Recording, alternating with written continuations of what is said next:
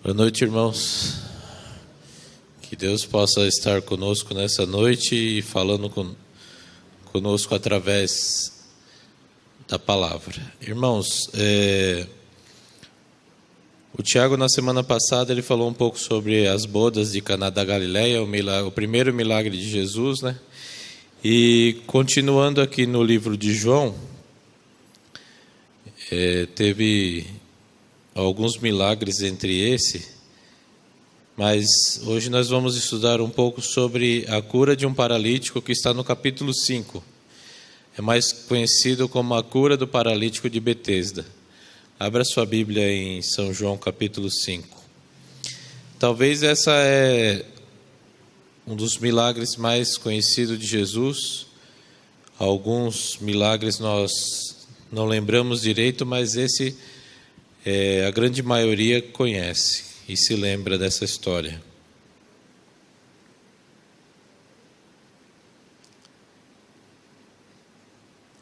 Você que está em casa, você pode acompanhar aí pela live, está aparecendo os versos bíblicos. Do verso 1 até o verso 9. Passadas essas coisas, havia uma festa dos judeus e Jesus subiu para Jerusalém. Ora, existe ali junto à porta das ovelhas um tanque chamado em hebraico Betesda, o qual tem 5 pavilhões.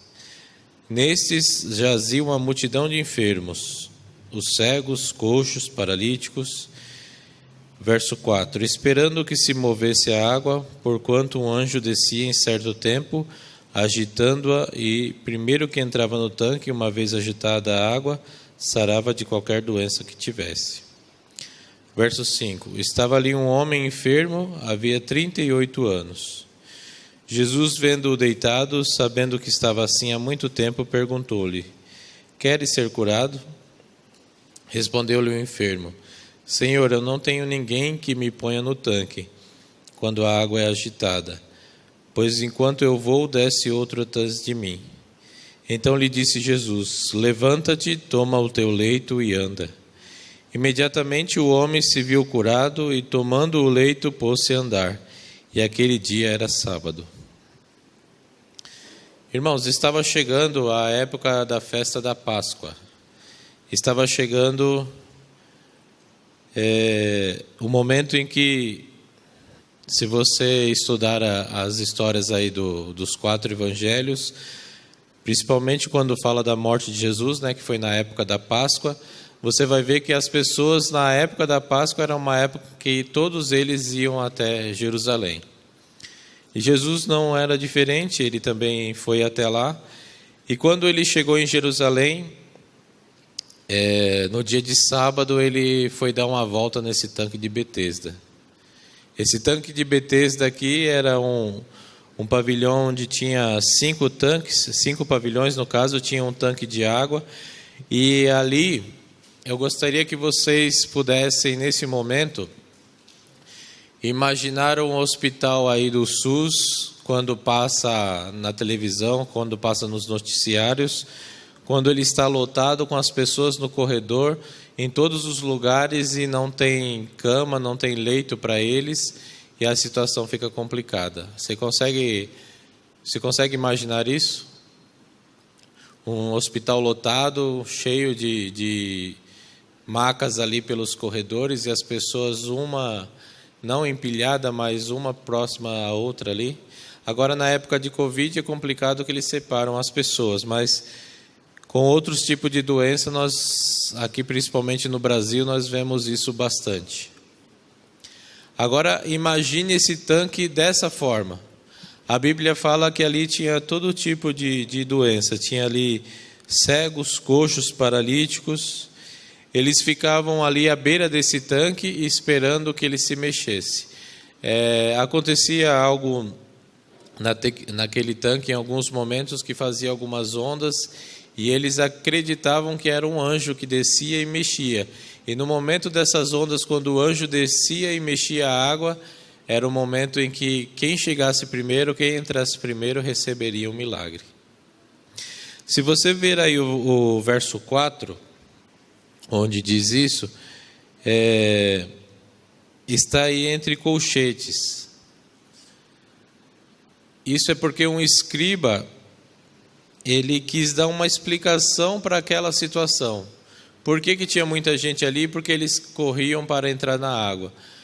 Ele não está nos manuscritos originais, mas um escriba depois, quando ele foi escrever a Bíblia, isso não tem nenhum problema, isso não causa algum tipo de... eu não acredito mais na Bíblia por causa disso. Não, apenas foi uma explicação que ele quis dar aqui, que era essa a crença da época. Eu me lembro que há muito tempo atrás, a nossa igreja ainda era o pessoal de Rosa Garcia, estava aqui tudo junto conosco. Era uma quarta-feira e a igreja estava assim, mais ou menos nesse número de membros. Eu nem lembro quem estava naquela época, eu só lembro de uma irmã do Rosa Garcia, porque quando eu falei isso, ela começou também a falar sobre essa situação. Mas nós, muitas vezes, criticamos as pessoas que têm alguns tipos de crenças, né?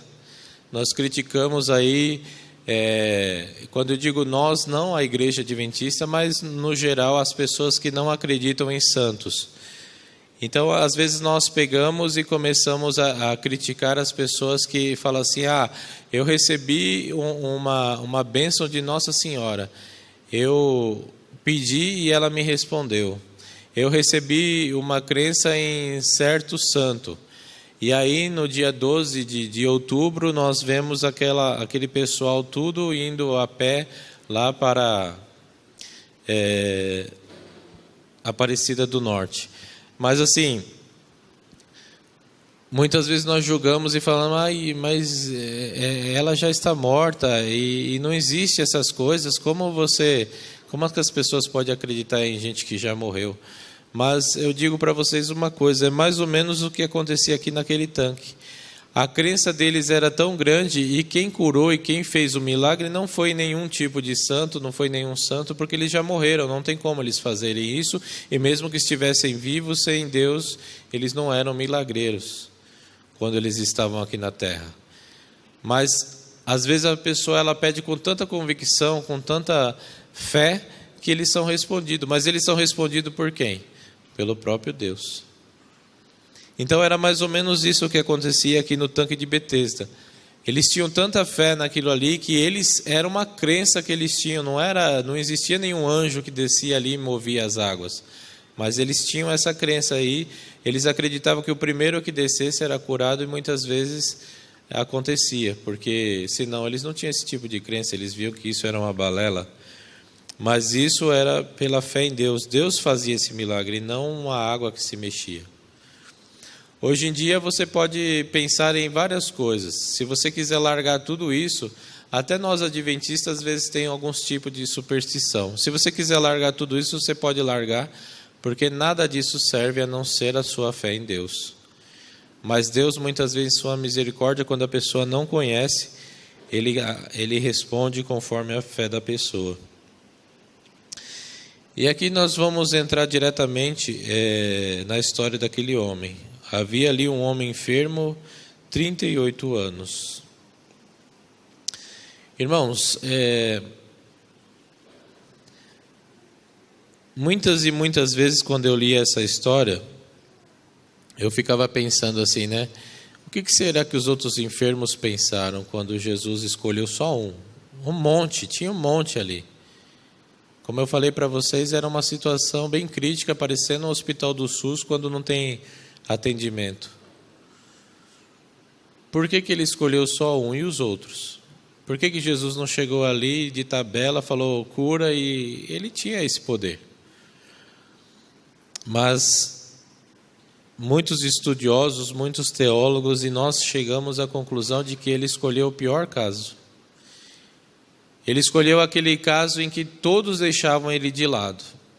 Ele escolheu aquele caso em que não tinha mais o que fazer, os outros ainda corria na frente, ou sei lá, algum parente empurrava, mas aquele ficava sempre no canto e nunca ninguém ligava para ele. E ele não estava ali doente há um mês. Você consegue pensar, 38 anos é a minha vida. Um ano a mais só eu tenho. É uma vida, 38 anos deitado ali, e ele não tinha 38 anos, ele estava lá há 38 anos, ele já era de idade.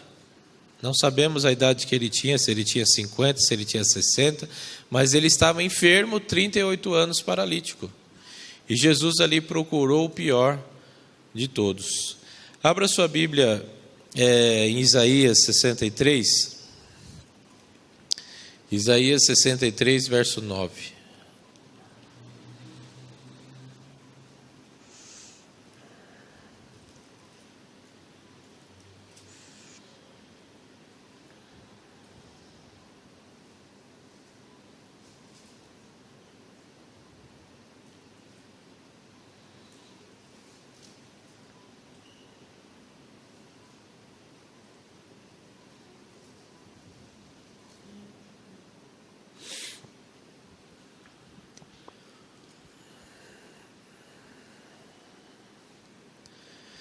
Sessenta e três, verso 9. Vamos ficar só com essa primeira parte. Em toda a angústia deles foi ele angustiado. Às vezes às vezes nós temos a capacidade, ou em nossa tristeza, em nossas ansiedades, nós temos o pensamento de que nós estamos sofrendo sozinhos. Você não sabe o que eu estou sofrendo. Se você soubesse, você não falaria isso.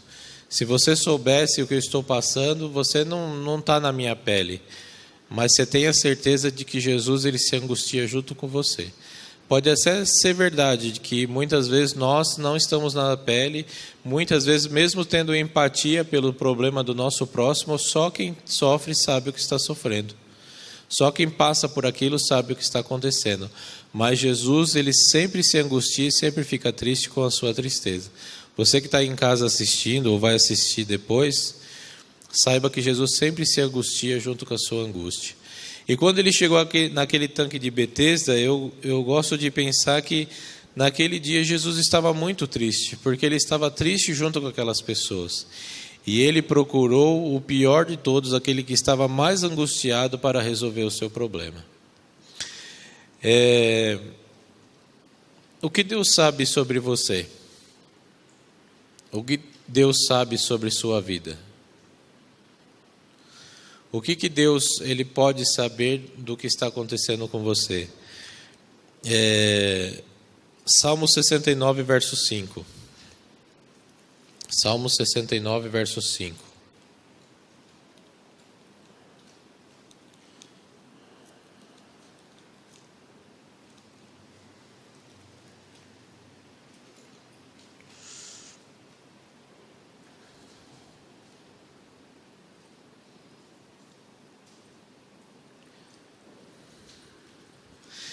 Muitas vezes o nosso problema não é um problema físico, muitas vezes nosso problema não é um problema de relacionamento, muitas vezes o nosso problema é um pecado. Muitas vezes o nosso problema é algo de errado que nós não conseguimos nos perdoar. E é interessante que eu consigo, falando no geral, eu consigo esconder algumas coisas da minha esposa, eu consigo esconder do esposo, eu consigo esconder dos filhos, eu consigo esconder de qualquer pessoa. Não por muito tempo, talvez, mas você consegue esconder. Talvez uma angústia, um erro do seu passado, você consegue esconder.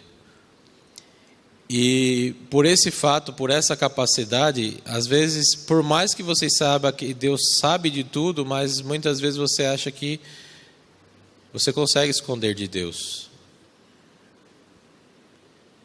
Mas olha o que Davi, ele diz. Olha o que Davi diz aí em Salmo 69, verso 5. Tu, ó Deus, bem conheces a minha estultice. As minhas culpas não te são ocultas. Se por acaso você carrega um fardo, você que está em casa achando que Deus ele não sabe, que você ainda tem que se confessar, você precisa se confessar e pedir perdão a Deus, realmente. Mas não carrega esse fardo pesado achando que ele não sabe. Ele já sabe. Só basta você colocar nas mãos dele, ele vai aliviar seu fardo, ele vai te perdoar. Deus conhece as nossas faltas e fracassos. Tudo que na vida eu já fracassei, Deus conhece. Todas as minhas faltas, Deus conhece. Então, assim, se você acha que Deus não sabe, Ele está olhando para você. Ele está olhando talvez para você que se acha indigno por causa de um pecado, por causa das suas falhas, por causa dos seus fracassos. Por que todo mundo se dá bem na vida e eu não me dou bem? As pessoas não sabem o que eu estou passando, essa minha angústia que eu tenho. Mas eu quero que você tenha certeza, assim como Deus conhecia o coração daquele paralítico e era o pior de todos, Ele foi lá resolver o problema dele, Ele conhece também as suas faltas e os seus fracassos e quer te perdoar. Ele já sabe, não precisa você carregar esse fardo sozinho. Peça perdão a Ele, Ele pode te perdoar. Veja aí em Salmo 31. Salmo 31, verso 7. Vamos ver o que Deus sabe mais da nossa vida também.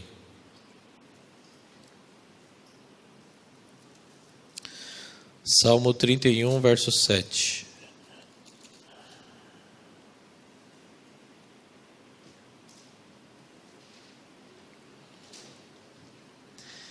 Eu me alegrarei e regozijarei na tua benignidade, pois tem visto a minha aflição. Conheces a angústia de minha alma.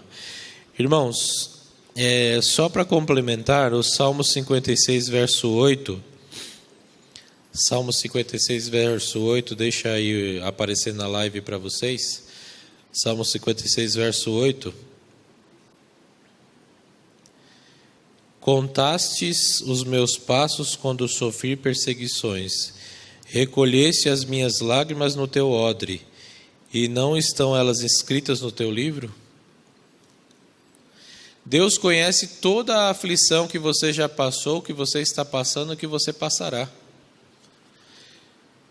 Aqui, recolheste as minhas lágrimas no teu odre. Uma mãe do Oriente, quando um filho saía para a guerra, ela guardava um vidrinho com ela, um pequeno vidro, e falava assim: olha, filho, o dia que você voltar da guerra, eu vou te mostrar esse vidrinho aqui cheio de lágrimas, porque você vai saber que tinha uma pessoa preocupada com você, uma pessoa preocupada com seus sentimentos, e quando voltar você vai ver todas as lágrimas que eu derramei orando e chorando por você. Se você em algum momento foi tentado a pensar que Deus ele está preocupado com o problema dos outros, se você em algum momento você pensou que Deus ele está preocupado com a Covid-19, ele está só cuidando disso no mundo, se ele está preocupado somente com a volta dele, o resto é o resto, ele não se preocupa com você, saiba que todas as frustrações e todos os seus sentimentos está guardado dentro do vidrinho dele, todas as suas lágrimas, e está misturada com as dele. Ele conhece você, ele vai te procurar para resolver o seu problema. Você não precisa ficar sofrendo sozinho. Ele quer fazer um milagre na sua vida, mas você precisa confiar que Ele está aí ao seu lado, tendo o mesmo sentimento que você, passando pelas mesmas tristezas que você passa e a mesma angústia que você passa. Ele sofre junto com você. Mesmo que você não tenha isso nem na igreja, você entre na igreja, saia, porque muitas vezes o sentimento da depressão, ele faz a gente enxergar dessa forma. Parece que a pessoa que está sentada do meu lado não está nem aí para mim. Muitas vezes a pessoa está morrendo de preocupação por você, mas muitas vezes o nosso sentimento de angústia e depressão faz a gente entender que ninguém está nem aí para o problema da minha família, pelo meu problema, pelos problemas que tem me acometido. Mas se isso te leva a pensar, se isso te faz pensar negativamente, saiba que Deus ele chora com você e mistura as lágrimas dele com você, como ele foi procurar a pior pessoa daquele tanque para curar. Jeremias 29, verso 1. O que mais que Deus conhece sobre você? Jeremias 29, verso 1.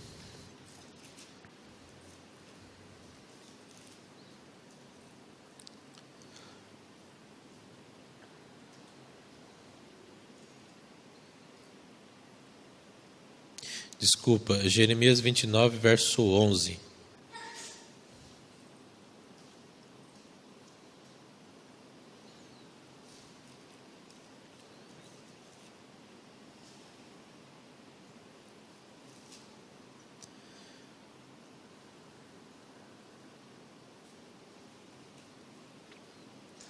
Jeremias 29, verso 11. Desculpa os irmãos, eu não estou pedindo para vocês lerem e ajudar, porque às vezes na live quem está em casa, ele em outras igrejas, não sei se já reclamaram aqui, mas eles falam que não estão escutando. Quando eles estão sem a Bíblia, eles não escutam quando a igreja lê. Então, por isso que eu estou lendo aqui da frente.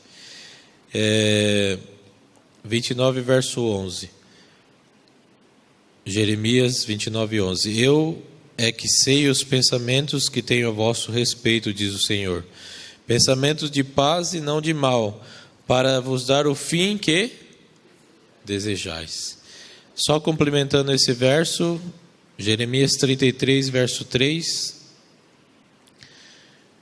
Jeremias 33, verso 3, só esperando aqui da live. Invoca-me e te responderei. Anunciar-te-ei coisas grandes e ocultas que não sabes. Deus, Ele conhece o teu futuro. Você não sabe. Agora são 8h35, eu não sei o que vai acontecer 8h40, o que vai acontecer 9 horas. Eu pressuponho que nós vamos sair daqui, eu acho que nós vamos sair daqui pela graça de Deus, nós vamos chegar seguros em casa e descansar para amanhã começar um novo dia. Mas nós não sabemos, isso nós achamos que vai acontecer porque nós confiamos em Deus. Mas o futuro somente pertence ao nosso Deus. Você que está assistindo aí de casa, se você ainda não conhece direito a palavra de Deus, saiba que o seu futuro está aqui. Se você quiser estudar a Bíblia com a gente, se você quiser pedir um estudo bíblico, coloque aí na live, coloque aí o dia que você assistir. A palavra de Deus tem tudo sobre o nosso futuro. Não precisa procurar em horóscopo, não precisa procurar em cartomante, não precisa procurar aí nos sites que falam sobre o futuro, não precisa procurar em nada disso. O nosso futuro está aqui. Se você quiser estudar conosco a palavra de Deus, se você tem medo aí o que vai acontecer com a Covid, o que você tem medo do seu futuro, você tenha certeza que está tudo na palavra de Deus. Se quiser, é só pedir aí o estudo bíblico. Mas o que Deus quer que nós peçamos hoje para Ele, o que Deus quer que nós paramos hoje e possamos pedir a Ele é sabedoria. Sabedoria para nós determinarmos o nosso futuro. Mas tendo a certeza, e abrindo um parênteses aqui, de que Deus, Ele escreveu já toda a sua vida. Só que Ele não escreveu a sua vida assim e determinou, vai ser assim. Não, cabe você aceitar isso que Deus determinou para a sua vida, que é uma vida de paz, de felicidade, uma vida de sabedoria, uma vida vencedora. Ou você pode decidir por outro lado. Ele não é porque Deus sabe do seu futuro, Ele já conhece o seu futuro, que Ele determina o seu futuro.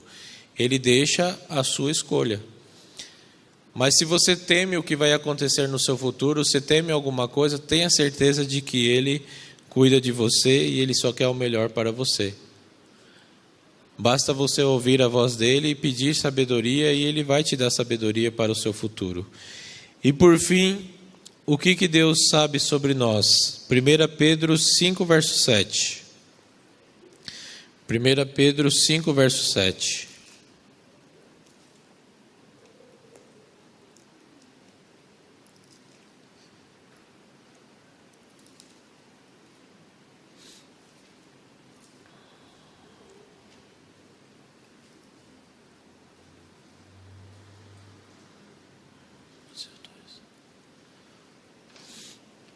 Primeira Pedro 5, verso 7.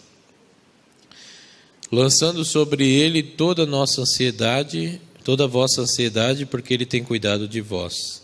Deus conhece toda a sua necessidade, toda a sua ansiedade. Tudo que você necessita, que você anseia, Deus já sabe. E se você parar para pensar, a nossa ansiedade ela tem a ver com a nossa sobrevivência. Nós ficamos preocupados como nós vamos sobreviver, se eu vou perder o emprego, se eu vou perder um parente que é a pessoa que trabalha na minha casa. Muitas vezes as nossas ansiedades são todas sobre sobrevivência. E Deus fala: filho, eu vou cuidar de você. Eu vou te dar o pão, eu vou te dar a água, eu vou te dar as vestes, eu vou te dar aquilo que você necessita. Confia em mim.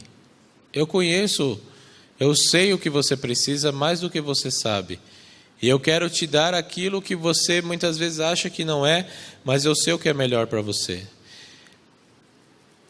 Voltando lá para o capítulo 5 de João, para nós finalizarmos.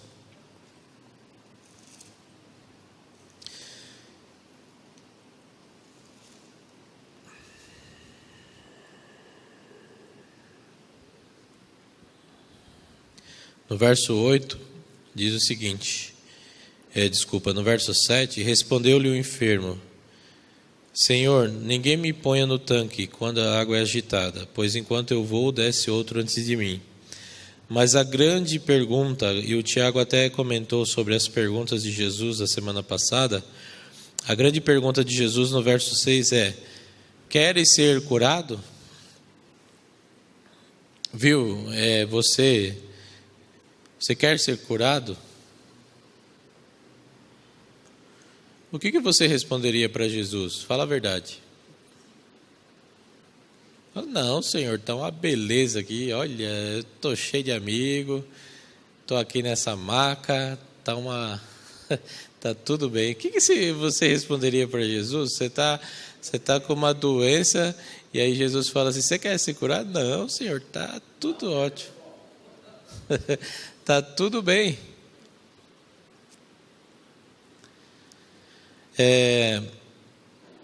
Quando eu falei para vocês que eu preguei isso já há muitos anos atrás, numa quarta-feira, uma das colocações que eu fiz um tempo atrás ali na rodoviária do Tietê, tinha um rapaz que ele tinha uma ferida enorme no joelho. E ele deixava exposta aquela ferida ali e ficava pedindo esmolas. E um dos nossos pastores, o pastor Kowalczuk, que vocês conhecem, já fez semana de oração aqui, falou que ficou prestando atenção de longe naquele homem. E de vez em quando o pastor passava por ali e via aquele mesmo homem pedindo, e aquela ferida nunca se curava. Ele falou que um dia estava parecendo que já estava criando casquinha, já estava querendo fechar a ferida. E ele prestando atenção ali, né? Ele estava esperando o ônibus e tinha tempo para prestar atenção. E aí ele falou que aquele homem, em certo momento, ele se escondeu atrás de um dos pilares ali, quem conhece a rodoviária, catou um negócio pontiagudo e ficou furando para continuar saindo sangue. Se Jesus chegasse ali para aquele homem que vivia de esmolas por causa daquela ferida e falou: você quer ser curado? O que ele ia responder? Não. Então Jesus não é tão estranho assim quanto a gente pensa. Ele sabia o que ele estava perguntando. Aquele homem ali, 38 anos ele estava ali. Eu não consigo entender, porque uma pessoa paralítica, ele não consegue as suas necessidades fisiológicas, ele fica tudo sujo. Tinha algum parente eu não sei se levava ele lá todo dia, levava ele para casa e trazia no outro dia, ou como que ele era ajudado, mas quem trazia comida para ele, porque ele comia, 38 anos... Só que a grande questão aqui, uma outra colocação, é como nós resolvemos os nossos problemas. Ele estava ali diante de Deus, lógico que ele não sabia que era Jesus, ele não conhecia. Ele estava ali diante de um homem estranho, e quando Jesus falou assim: você quer ser curado?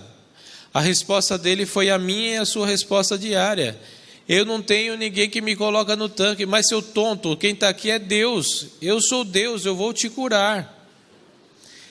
Eu estou brincando de tonto, mas eu e você, nós somos tontos todos os dias, porque esse é o nosso jeito de resolver os nossos problemas. E quando nós precisamos, quando o médico diz, como a irmã Diva contou aqui, não tem mais jeito.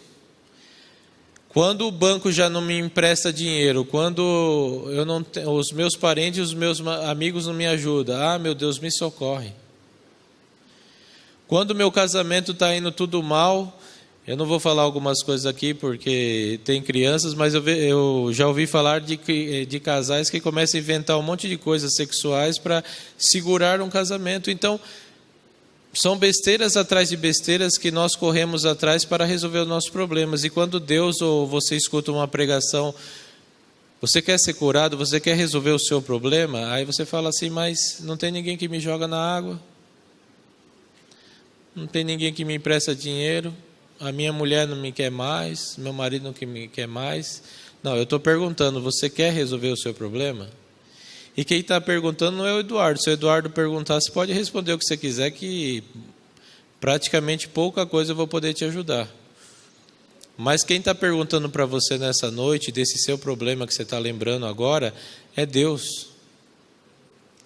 E Ele está perguntando para você, eu quero fazer um milagre na sua vida.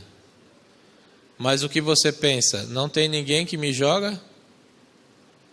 Mas Ele não quer resolver dessa forma, Ele quer fazer um milagre na sua vida. Ele quer fazer um milagre e resolver o seu problema, mas a gente não entrega na mão dEle. A gente vai entregar quando todos os nossos pensamentos já se esgotaram. Eduardo, o que você está querendo dizer? Que eu vou ficar sentado em casa precisando de um emprego? Não. Fala, meu Deus...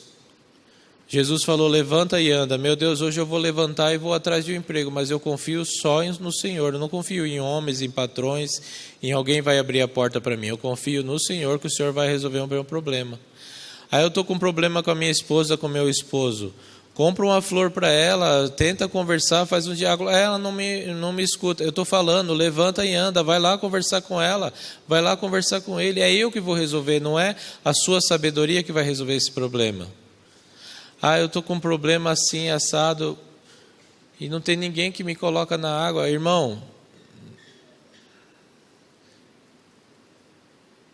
eu que vou resolver o seu problema, não é você. Não é você precisar e entrar na água. Confia em mim. Levanta. Sou eu que estou falando para você que eu vou resolver o seu problema. Levanta e vai. Eu não já falei que eu te conheço?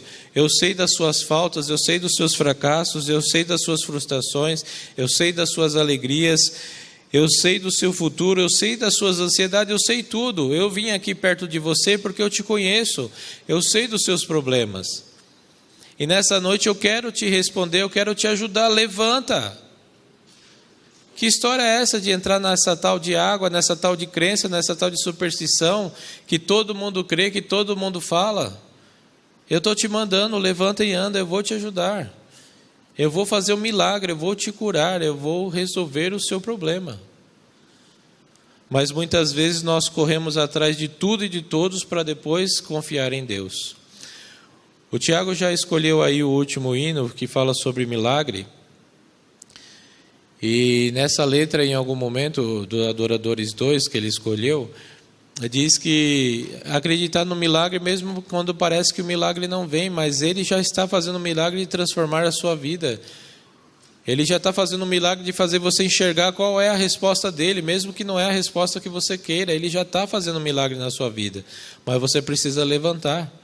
E aquele homem ali, ele se levantou. Eu não vou entrar na discussão do sábado, eu não vou entrar na discussão de carregar leito, mas o importante é que naquele dia de sábado, Jesus se preocupou, se angustiou com aquelas pessoas, e ele conhecia o pior de todos e foi lá resolver o problema dele. E aquele homem deu a resposta que eu e você, nós damos.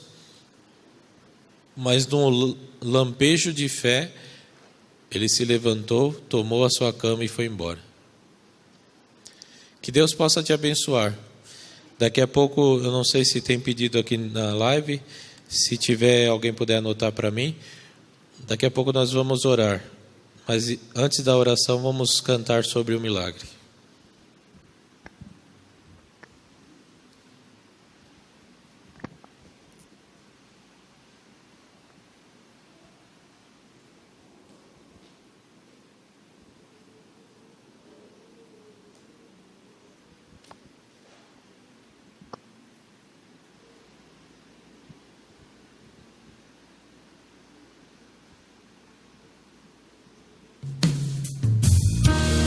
Vamos colocar em pé.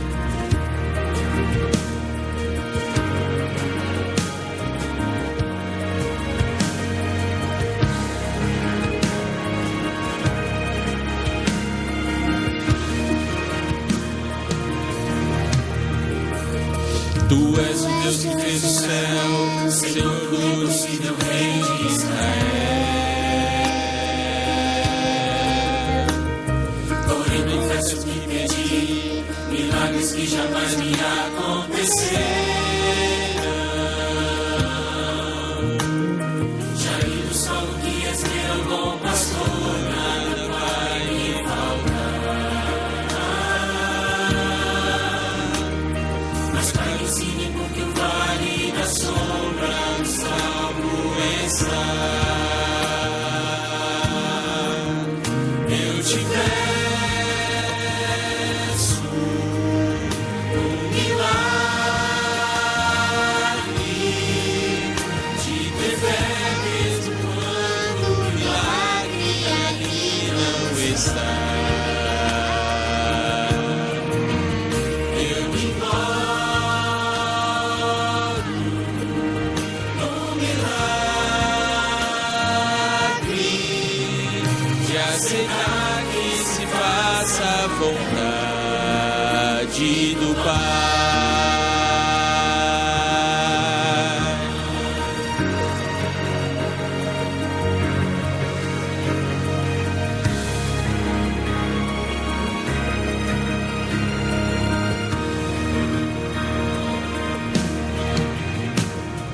Tu és o Deus que fez o céu, Senhor do impossível, Rei de Israel.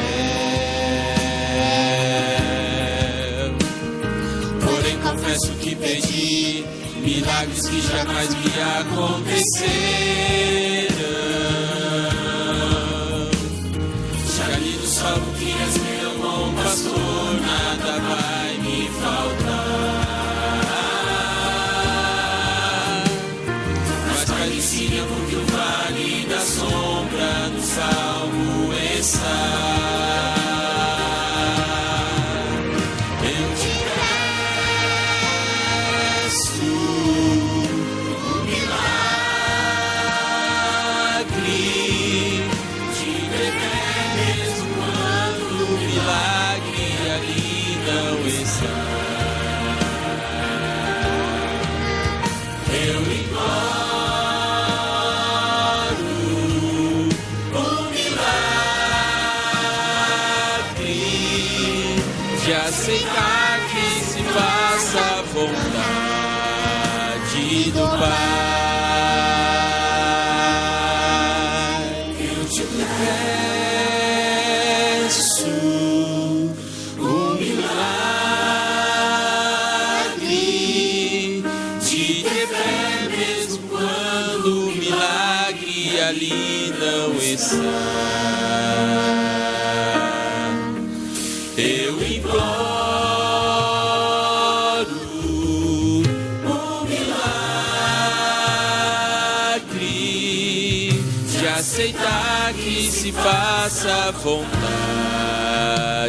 do Pai.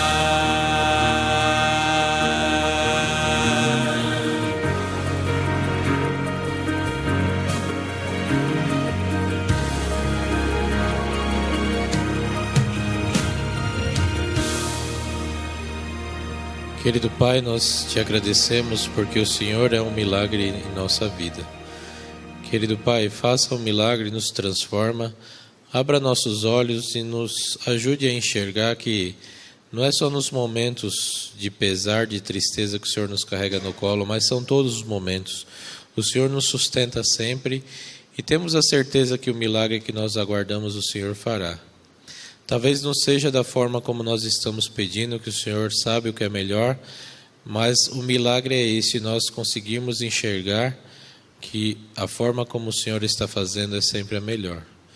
Querido Pai, aqui tem pais, aqui tem filhos, aqui tem esposos, esposas, tem pessoas que precisam de um milagre em alguma área da vida. Cada um sabe a angústia que passa, a luta que tem, mas o Senhor conhece a nós todos, ó Pai.